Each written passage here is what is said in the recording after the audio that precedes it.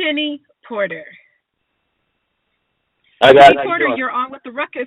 Good. How are you doing? Wait, we got to give you a proper welcome too.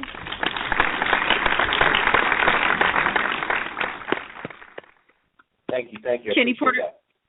It's, the pleasure is all ours. Thanks for joining the Ruckus crew. For those of you listening, you know that we are probably just days or weeks away from finding out what his son, Showtime Shawn Porter, has next in store from him. And we're going to talk a little about that and find out from Kenny if father truly knows best.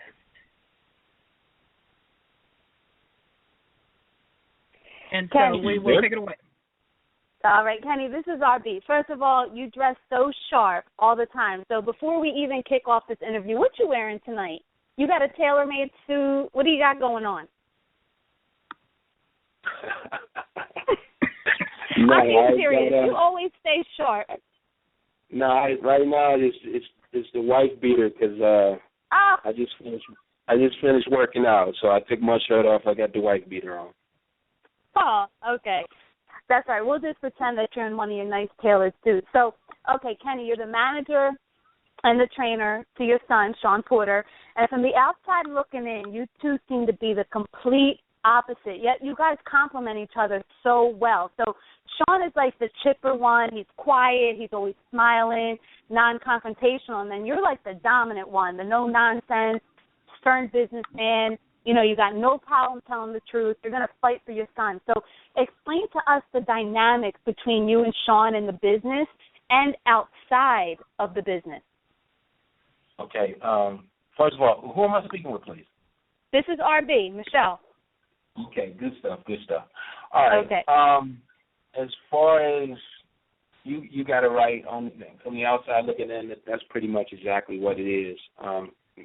Me, myself, as a former athlete, playing every sport from football to basketball, boxing, gymnastics, running track and field, and of course, you know, having my share of, you know, bumps and bruises, you know, in the neighborhood. You know, I've just always been aggressive. So in training my son and starting him off at such a young age, at 4 years old, you know, he had an aggression that was like mine.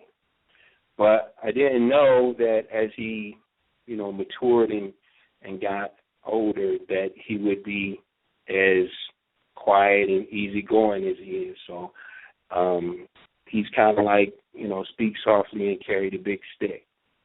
So we are totally polar opposites in that respect. But because of the sport that we're involved in, the closed mouth does not get fed.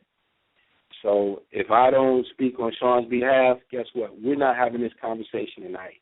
We're not where we're at today because I've had to fight for this kid, you know, just like anyone else would for their children, but I've had to fight for them all through the amateur system, through the Olympic team process, getting kicked out of the Olympic Training Center, and then turning around 4 years later and being a technical coach for the 2012 team.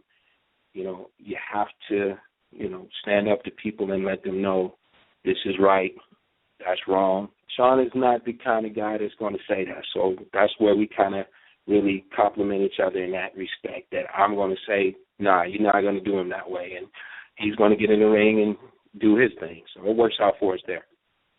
You know, you mentioned that you were the assistant coach for the 2012 Olympic team. Many people don't know that about you. And then I was reading that Shawn actually had like 275 amateur fights. Can you tell us who he beat in the amateurs? I mean, I want you to toot the horn a little bit for those that don't realize the type of fighters that Shawn was fighting early on in his career as an amateur.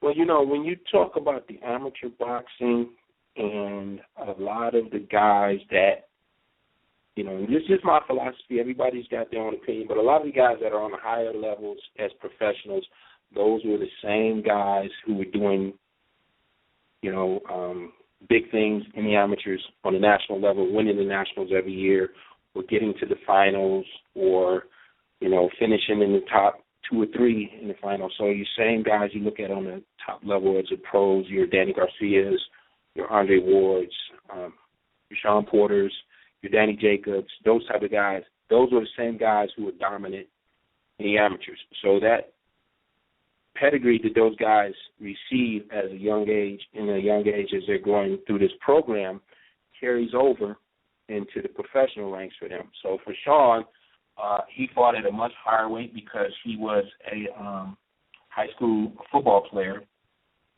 and very good one. Old Spice Red Zone Player of the Year, and the USA Today Player of the Week at about 175 pounds. So he was much bigger than he is now when he was in high school. And the guys that he fought in the amateurs as a young man, 18, 19 years of age, 20 years of age, and had victories over, a lot of the guys are now top-level pros or even world champions. So you talk about a Danny Jacobs. You know, Shawn has victories over him. Demetrius Andrade, who's a 154-pound world champion, his last loss in the United States was to Shawn.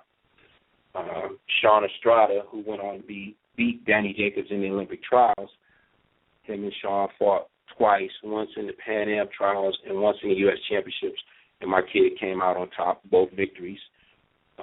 Edwin Rodriguez, a pretty big guy at 175 pounds, I think he is now, who was National Golden Glove champion and was returning as National Golden Glove champion. Shawn beat him. He was U.S. champion, returning as U.S. champion to repeat, and Shawn beat him again. And then also, let's see, we have Fernando Guerrero, Jonathan Nelson, kid from Philly, Jesse Hart. The kid that we beat all those guys. Kid that just fought Triple G not too long ago, Willie Monroe.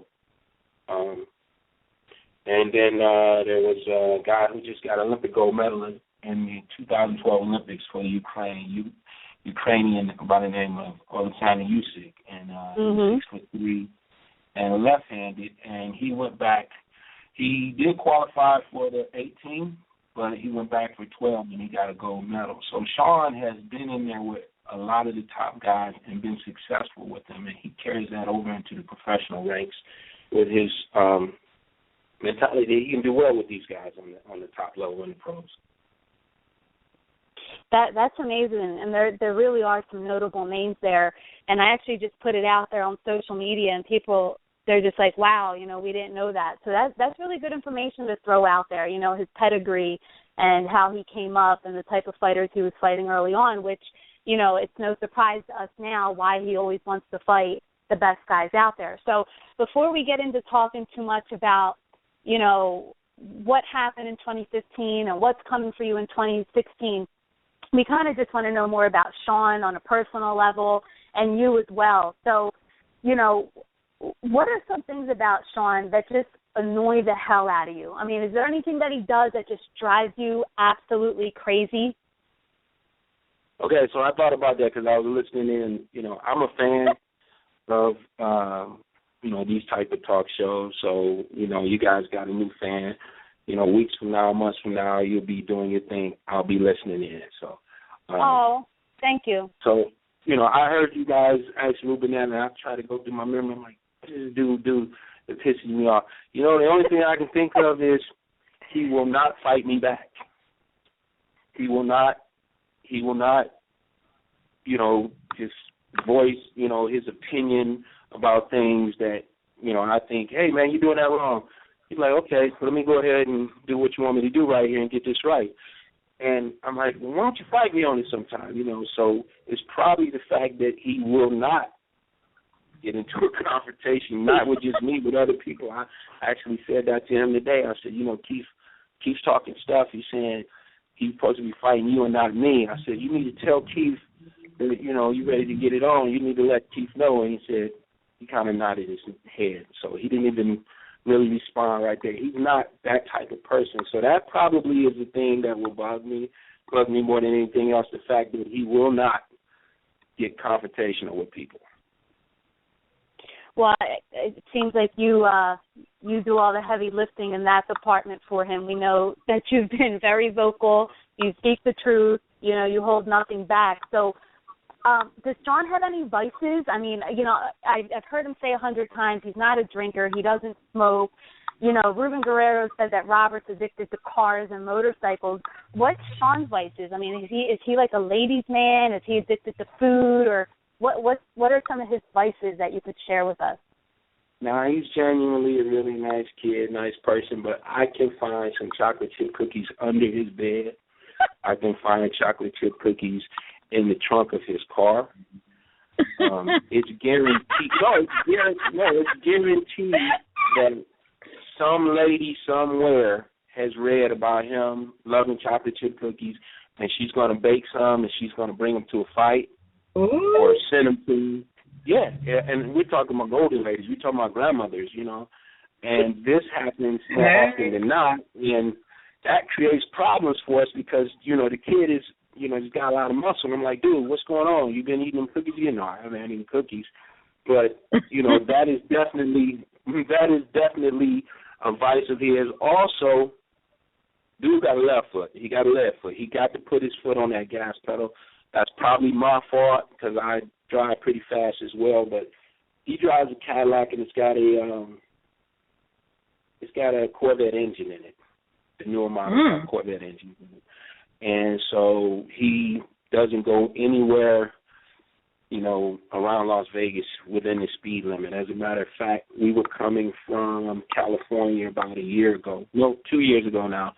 And we don't like to drive far anymore because we drove so many miles with him growing up, just all over the United States.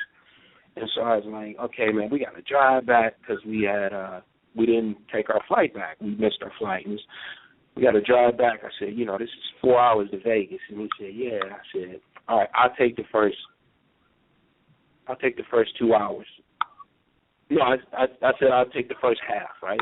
So I took the first half and I did it in 1 hour. And I was doing about 105. I was doing about 105, and I got in the passenger seat. He said, okay, I'm going to take over now. And I'm in the passenger seat. I let the seat back, and I glanced over. He's doing about 115. I said, that's how you feel? Yeah. I said, that's how you feel? He said, yeah, that's how I feel. I said, okay, I'm going to sleep. So I turned over and went to sleep. I had time to drive. We got home in 2 hours from California. Right. Shots inspired.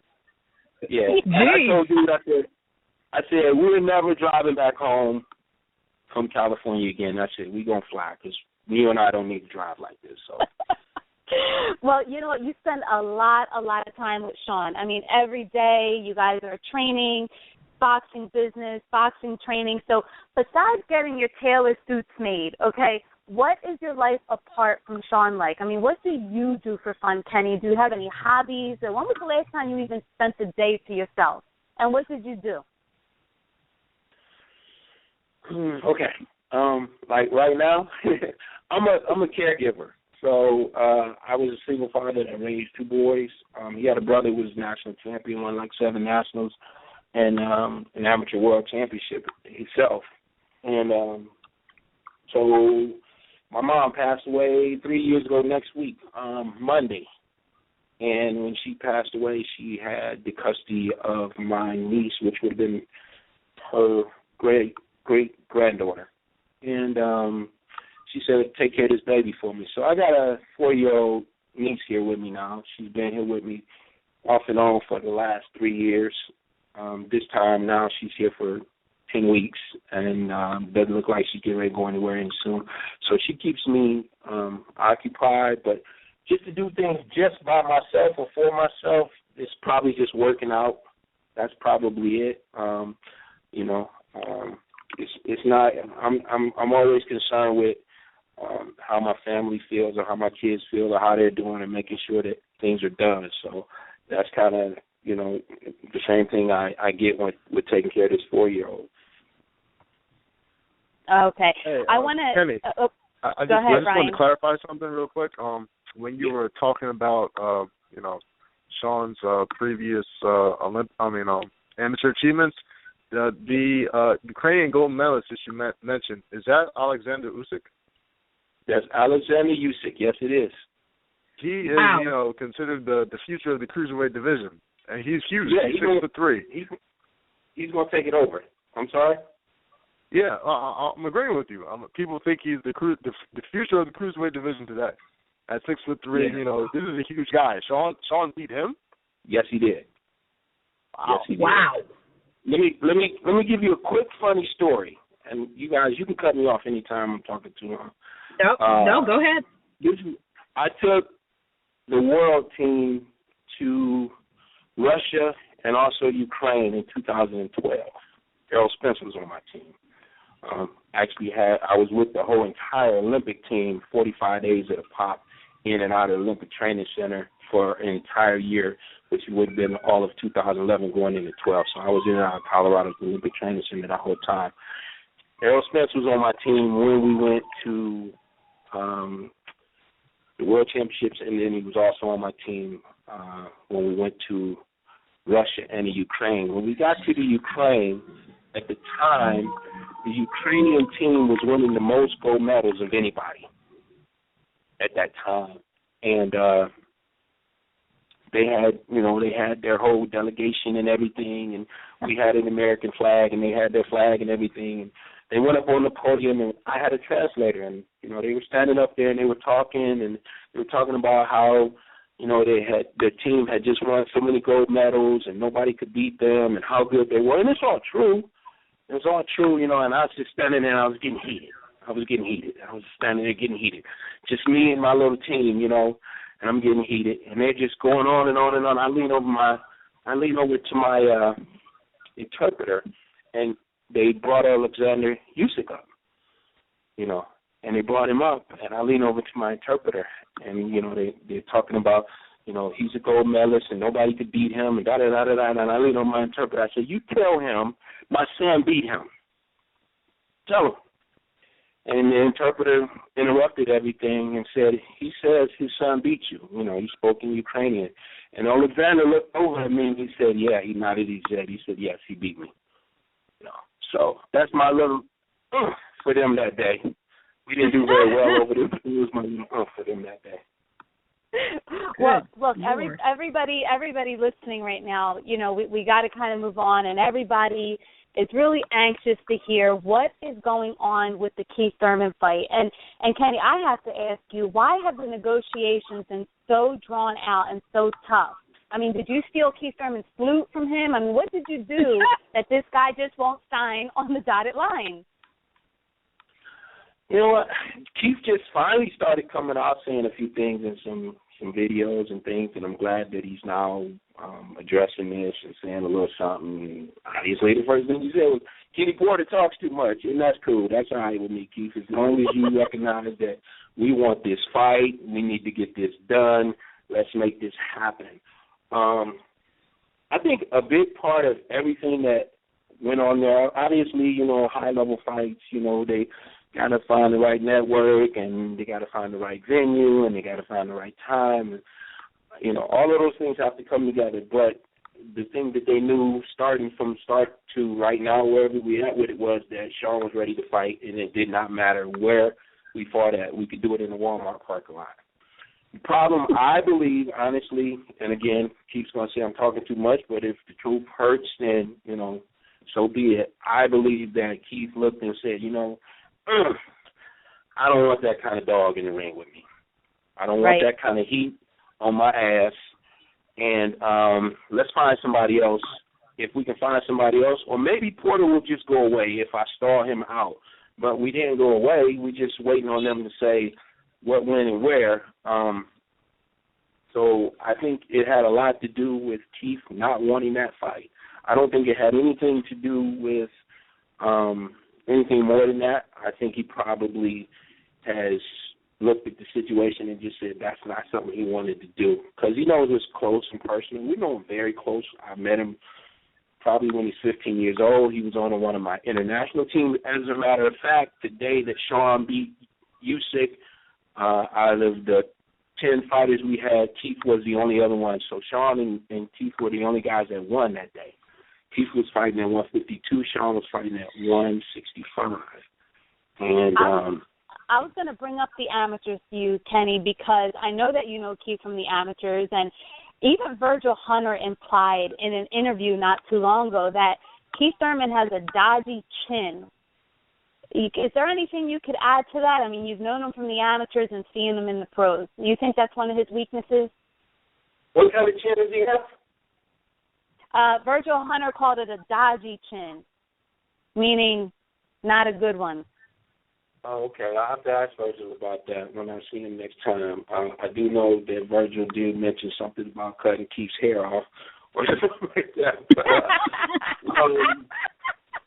or maybe it was something about grabbing him by the ponytail and choking him out with it. I don't know, but it was funny. I know that was hilarious, And then, of course, Keith said something about beating up the old man. So that kind of back and forth, that was pretty cool for me. That was like, you got the Ratchet TV and hip-hop, love hip-hop. We had our little boxing thing going on right there. But I don't know if he has any problems with his chin or anything like that. We coming for the chin. We coming for the solar plex, the liver, the kidney, everything that it takes. We testing everything. We got questions for him, and he's going to have some answers. We probably sparred 30 rounds with Keith, and he's never sat down in the ring with us long enough to have a sip of tea. So I got to exploit that on Fight Night, Keith. I got to make that known, that you're not going to sit down with us. You're not going to let your hands go with us. You're either going to have to run, duck, dodge, hide, hold, but he ain't going to fight. We know that. He's not going to fight. So I don't know if he's got a weak chin because, in probably 30 rounds of sparring, he never sat long enough to get hit on it. So. Ooh. Well, you know what? There seems like there's so many 147s in the Heyman stable, and you've just seemed so adamant about fighting Keith Thurman. We know that's who you and Shawn want, but why so adamant about Keith Thurman? Like, why didn't you call him bluff a few months ago? Why didn't you just say, like, F you, Keith, we're moving on, let's fight Amir Khan, or something like that? You've just been really adamant on the Keith Thurman fight. Why is that? Well, a little inside information, the people that are involved with the situation and the people that are in control of it, they said they had Keith ready to sign. They had Keith ready to roll. It wasn't my call. When you tell me that we want to get it done and it's going to be done, then I follow suit with that. The young lady from Philly over here, from Philly, Danny Garcia, he said some things to the effect, Shawn Porter's tailor-made for me, and I'll box circles around him. So I'm like, all right, let's go see Danny. So we jumped on a plane and went to New York to see Danny and let him know at the Paulie Malignaggi fight that, it sounds like you want to fight, so let's get this done. But Danny immediately after that, I don't know why Porter's picking on me. There's so many other 147. Funny thing about that. Angel Garcia said today at Danny's media day that Keith and Shawn shouldn't be fighting each other right now because they could be getting like a lot more money for it down the line. They said they shouldn't be worrying about legacy, like money and health is more important. Yeah, it's a pretty funny clip. I'll have to put it on YouTube later. Are you asking me what I think about that? Oh yeah, sure. Just give me your comments. Okay, so the time is now. Just like in anything else in life, you got to take care of things now. We got to do it now. We can't procrastinate. We can't sit around and wait until they build it up. We can't wait until we're pay-per-view stars or anything else and let it get away from us. If someone is ready to fight, we are in our prime and we are ready to fight. We're not afraid to fight anyone. What did he say on the little video, which I'm glad he's responding and now starting to say something to the effect that he's ready to fight Shawn. He said Shawn has been beaten up on 140 pounders. We didn't, 140, 147 never meant anything to us. It just didn't, because we came down from 165. And all of those people that I had named today, as a matter of fact, Demetrius had beaten Keith, and I was in Keith's corner working with him in the Pan Am trials when Demetrius beat him. I was working with Keith. I've actually worked Keith's corner in the pros as well. I've trained with Keith. I've taken him swimming. I've put him on the track. He sparred with Shawn. know him very well, so that's a lot of things that come to the table that he probably is like, Shawn knows me and his trainer knows me. But, you know, our concern is not about a legacy. It's not about protecting something or being afraid of anyone. It's all about let's fight right now and let's make it happen right now. Let's find out who the best is. I actually did want to fight Keith one time. I wanted to fight him twice so that we could lock up 2 fights for this year because it's very hard for us to get fights. So, you know, for us, it's not about next year or building it up. It's about right now. Kenny, why is it so hard for you to get fights? You beat Adrian Broner last year. All the chips were stacked up against you, from the catch weight to the rehydration. Even up until the day of the weigh-in, there seemed to be a lot of commotion and stuff going on. Why is it so hard for you guys to get fights? Still in our gloves, yeah. They still in gloves. Yeah. So why is it so hard for you guys to get fights? Shawn's always in an entertaining fight. You know, he always rises to the occasion. So why has it been so hard to get a fight? You guys have been out for 8 months. Yeah. I'm going to say that they have now done the research in the history and they know about, like, you know, Shawn being a stronger guy, faster guy, fighting bigger guys, being successful against those guys on not just, you know, one occasion, but on numerous occasions. On numerous occasions, you know, we probably fought Danny Jacobs 5 times, only received our hand being raised maybe twice, but in 5 fights he probably hit the canvas 4 or 5 times, you know. So he knows, I got a decision, but this guy's kicking in my ass, you know what I mean? And quote unquote, he said, you know, that was my rival. That was the worst, you know, guy I ever had to fight. So a lot of people have gone back and done that history. I even received a phone call from the people at the highest level saying, okay, you know, we'll fight Porter, but can he come down to 144, 43? Why are you trying to drain us? Why are you trying to take the food away? You know, but that's what we had to do to get the Bronner fight, you know, and we went ahead and did that. And it just took more dedication and more focus on his behalf. So I think a lot of people have now realized and understood that, you know, they're dealing with somebody that's just not, you know, a normal 147. He's a guy that's very strong, very fast, very quick. You know, he's a well-conditioned fighter. He's got me staying on top of him. He stays focused. You know, he doesn't do all that craziness staying out at night. I don't ever have to worry about those things. And so he comes to the ring prepared.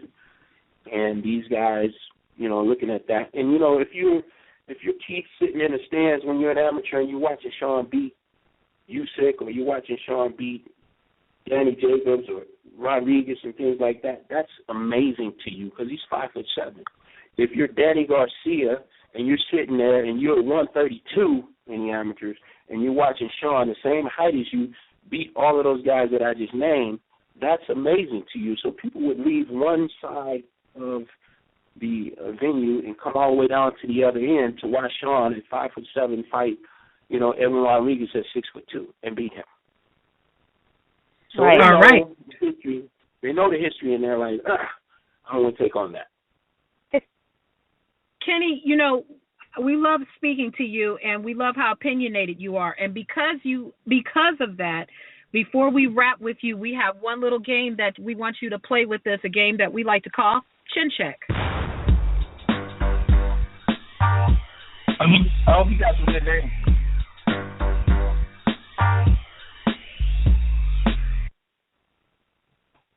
All Michelle? right, Kenny. Yes. Kenny, go right ahead. We are going to give you a name of a fighter, and you must respond with 2 or 3 words. The first thing that comes to your mind, the first thing you think of when you hear this fighter's name. Are you ready? Yeah. First name, Danny Garcia. Good fighter. All right. You know what? Talking about Danny Garcia, how do you feel about WBC making his fight against Guerrero a title fight? That was pretty weak. That was, I mean, the week before the fight, you put a guy, and it doesn't matter if it's Danny, I don't care who it is, you put a guy in a world championship fight the week of the fight who had one fight at the weight class and hasn't beaten anyone, of name at the weight class yet. You're going to put him in a world championship fight, So I think that's, that really is weak. But, so be it. Hope they do well. I hope the fight does well. I hope he wins the fight because, we can't look past the guy that we're getting ready for, which is Keith Thurman. We're coming at him like he's 6'6" and weighs 1,000 pounds. But right after that, we'll be looking for the winner of that WBC bout. All right, we're going to have some fun with this. Next name, 2 or 3 words. First thing that comes to mind when you hear Amir Khan. Man, this dude don't want to fight nobody. Okay. Next one, Chris Algieri. Nice kid. Can't do nothing with us. All right, one, 2 words when you hear the name Earl Spence. He was one of my babies. One of your babies. So, okay, he's one of your babies. So what did you think to yourself when you heard him say he would like to fight Shawn? He said what he was supposed to say. Okay. After he beats a couple of guys, hopefully he beats a couple of them this year that, have some type of resume. After he beats a couple of guys, he'll come knocking and we will definitely answer the door. It's a big difference fighting Shawn than, fighting some of the guys that he's fight that's just going to sit there and, not do anything with him. And I've been in Errol's corner when he's lost, too, because that was when we were in Russia, and I say, Errol, can we box this guy tonight? And he said, no, I got to make him respect me, and we lost because he's trying to get respect. He's coming our way to try to get that respect because he'll take that L. All right, 1 or 2 words describe Manny Pacquiao. We'd love to fight him. All right. Next one, Timothy Bradley. Oh, my goodness, I would love to fight him. It'd be irresistible force meeting the immovable object, explosion in the center. I'd love to fight him. All right. 1, 2 words describe Keith Thurman. Keith Thurman. We want to fight 1 time, 2 times. Let's do it twice. 1 time, 2 times. All right, 1, 2 words. First things that come to mind when you hear the name Sugar Ray Leonard. Great fighter. All right, and last but not least, first thing that comes to mind, first thing you think of when you hear the name Shawn Porter. Great person. All right.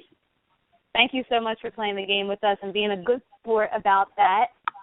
Before we let you go and bring on Senior here, I wanted to bring up one thing with you about the Adrian Broner fight. I was reading some things in the media today, just trying to remember what was going on back then, and you had told some of the media members, I found it really funny, that you thought that Adrian Broner actually hired a private investigator to spy on you, which was super funny because Broner during the lead-up was just talking all kinds of crazy mess about, your car, your suits, your money, just everything. Can you give it to us raw and break that down for us, what that was all about? That was about Adrian really being afraid to deal with Shawn. And Adrian knowing the history of the people that Shawn had beaten. And Adrian sitting at home in Ohio while Shawn was at nationals winning them and doing international competitions and things like that. And Adrian was nowhere in the picture. I used to put on amateur shows, and Adrian would fight on the undercards of the amateur shows. So that was him having to deal with the fact that, he knew all of these things. We're from the same state. He knew about all of these people that Shawn had beaten and done well against him. He knew he had to deal with that. And he didn't want to deal with Shawn, so he had to build up some type of way not to deal with the truth. So he decided, okay, I'm going to go after Ken. But the problem with that is Adrian knew, oh, shit, Kenny will get in my ass if I get too close to him.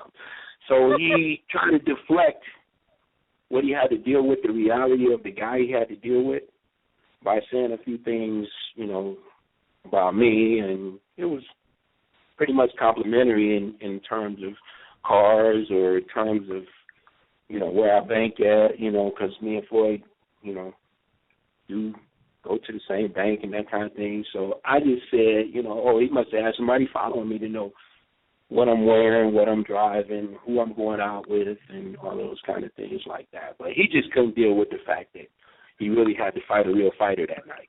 Same thing happened to him when he fought Maidana. Having to fight a real fighter and have to dig deep caused him a problem. So, you know, we bring that same type of situation to Keith. He's going to have to dig deep. Right down. You know, last question. Usually after the fight, it seems like everybody shakes hands, they hug, you know, everything is all love. But there still seems to be some tension with you and Bernie. Even after the fight, you weren't even trying to, you know, hug him and shake his hand. You kind of blew him off to the side. And even till today, it seems like there's still a little animosity. Is that true? No animosity at all. You know, a lot of these kids, you know, I've known since they were little kids. Like Adrian, I've known him since he's 8, 9 years old. He had a twin brother, and they stayed in the same hotels with us when we were in tournaments and things like that. And when they were out after curfew, I would catch their ass in the hallway and say, get back to your room. And he was a guy that liked to smart off, and I would grab him by his pants, smack him on his ass, and send him into his room. What you could not tell when the cameras were on that night, when he came to me, the back of his head was to the camera, so it appeared like he was reaching out to shake my hand. And at the same time, what he was saying was, I'll still kick your ass. That's what he said, but people didn't realize that. And so I gave him a nice nudge and told him to get back to his corner, and he did what little kids do when you spank them on their butt. Then he went back to his corner. So we have you to blame for Adrian Broner. What's that? I said, so we have you to blame for Adrian Broner. See, you was whipping. That's why he's so wild now. I'm just kidding. If there's any good in him, that would be me. If there's any good in him, you know, that would be me. You know, I've always pushed for him to be better. You know, I grabbed him by his collar when he was fighting. Oh, man, that was a kid from California. He was fighting, defending his title down there. It was on the undercard of Devin Alexander versus Marcos Maidana. Here from California, they was fighting that night. And I looked at him, I said, look, man, a lot of people don't know I brought Adrian to Al. And I said, look, at the time, Adrian was Shawn's sparring partner. I used to bring Adrian down to spar. See, he never told people that. He was Shawn's sparring partner. We would pay him, put him in a hotel to spar with Shawn. So, you know. So I said, look, man, I was you when you was growing up. I've been where you've been. I've been through the same things. And I called him up. I said, don't F this up. You right, Coach, you right. And at that time, he was undefeated. And, of course, he went on to mess it up with, you know, the extracurricular activities. But, you know, hopefully he gets it back together and he rights the ship and he moves forward. You know, there's no animosity. All right. Well, Ken, it has been an absolute pleasure to speak with you this evening. Good luck with the fight with Thurman. You know, all eyes are watching this fight. It's a fight people definitely want to see. So thank you again for joining us tonight. Thanks for having me. Thanks, Kenny. All right. Take care.